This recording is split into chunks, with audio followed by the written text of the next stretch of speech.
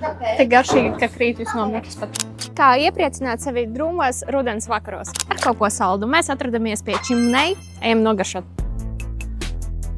Pirmo, ko garšosim, būs piena kokteilis ar zemenēm un brauniju. Piena kokteļi nav dzerti 100 gadus.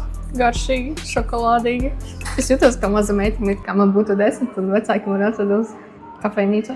Ļoti garšīgi. Braunijas jūtams, tiešām braunijas piena šokolādā. Otro, ko mums atnezēja, paskatieties, cik mīlīgas viņam kozītes. Un mums ieteica kaut kādu tēju, kuras nav nekura. Interesanti, tiešām pēc garšvielam. Interesanti, kas tur ir iekšā, ka viņa ir tik dzeltena.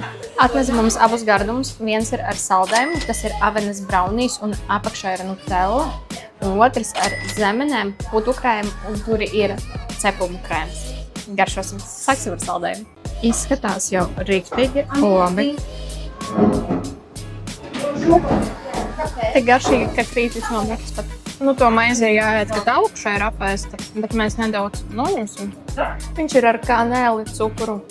Tik garšīgi visu kopā. Zemenes saldes, putu krēms, kā vienmēr garšīgs.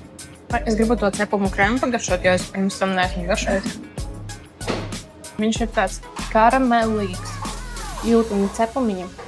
Man patīk zemiņu, te apakšā ir vēl, nav tikai divas. Šis patiks vairāk tiem, kuri ir rīktīgi saldumu mīlētāji. Šis arī ir ļoti salds, bet saldējums to visu nomīkstina un var apēst visu. Es ticu, ka var apēst visu, kuru izvēlētos. Un par tik lielām porcijām un gariem dzērieniem un ēdieniem mēs samaksājam tikai 22 eiro. Es šai vietai lieku 10. Apkalpošana super, ēdiens super, viss garšīgi un pieejamās cenās.